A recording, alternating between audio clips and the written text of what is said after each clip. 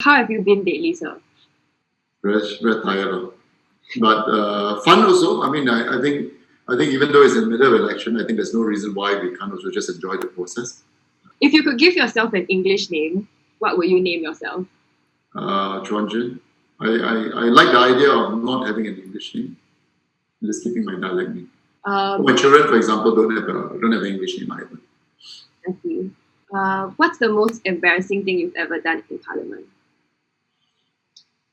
So sometimes to keep awake and also to prevent deep vein thrombosis, I do stretching. And once I kind of nearly slipped off the chair, but thankfully I don't think anyone saw it. I don't think so. If aliens actually made contact with Earth and you were humanity's spokesman, what would you say to them? Well, welcome to Earth. Welcome to Singapore, lots of good food here, and let's stay peaceful. Don't bring out your lasers and stuff. What's something that keeps you up at night? All of you know, send emails, messages. So many, I will keep clearing because I don't sleep enough. What never fails to make you emotional? There was one time, especially during the tsunami, I remember that after the whole mission, and I was sailing back. It was taking about 2 days to sail all the way from Bilabo in Aceh, Indonesia, to Singapore. And remember that day as we were sailing off, I was on the deck because the sun was setting, and I really felt so immensely proud because of the way our people, it's not just what they did, but the way they conducted themselves, the way they treated people. I think I've never felt prouder as a Singapore. Okay, so when Liverpool finally wins the Premier League after 30 years. So pent up over 30 years. Every year, I think this year got a chance. This year 30 times, 30 years. Yeah. At the end of your life, what would you wish to be remembered for?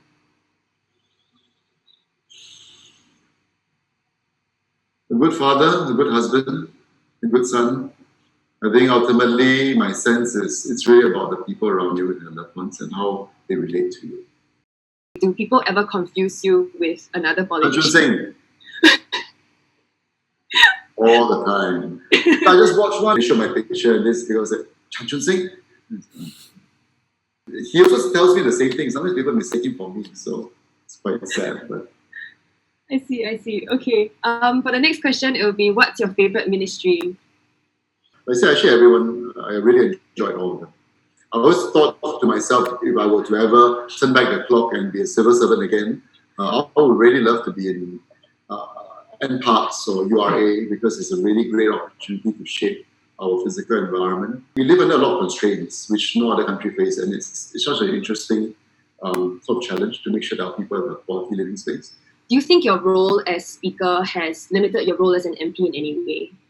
No, it doesn't. That has never stopped me from bringing all this feedback to the government in a very direct way. So what I do is to the ministers, I'm going to ask them about inputs and perspectives, directly to the civil servants participating in some of the decision-making process. So if anything, given the position that I have, actually it gives me, the MP, actually a lot more weight to make things happen for my residents. You've had a pretty long career. So what would you say is the biggest difference between you as a politician when you just started out and you as a politician now?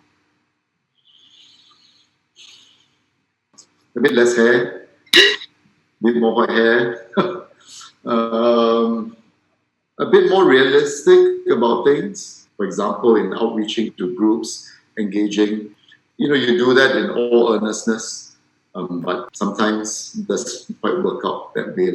You get backstabbed, you get thrown under the bus by folks that you try to reach out to.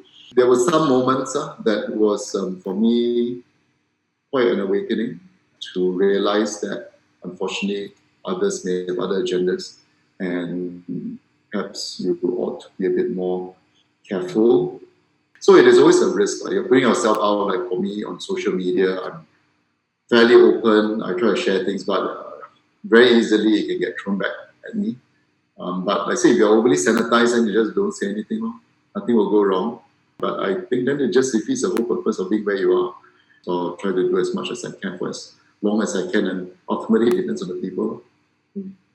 Let's say like in a world where the PAP didn't exist, which other party would you like to join, if any? Presently, none. I mean, to me, front and center, I tell my activists as well, PAP is not my first priority. That's not the center of the universe. The center of the universe is our people, Singaporeans. And there's always a tension, right? What's ideal for an individual is not always best for community and society. So you've got to toggle that. And then from there, you ask yourself, which political party makes the most sense? No political party is perfect. Have you ever struggled to reconcile your religion with your political views? No, I'm very clear that we are in a secular state. I do know that some, perhaps, people of faith may disagree with my position. Can you, as a Christian, take a certain approach on certain things when biblically it's wrong? But I don't live in a democracy. We operate in a multiracial, multi-religious society, and we need to respect that. And our laws are built on that. And I think we need to remember that and to be fair in the way we shape our policies that way.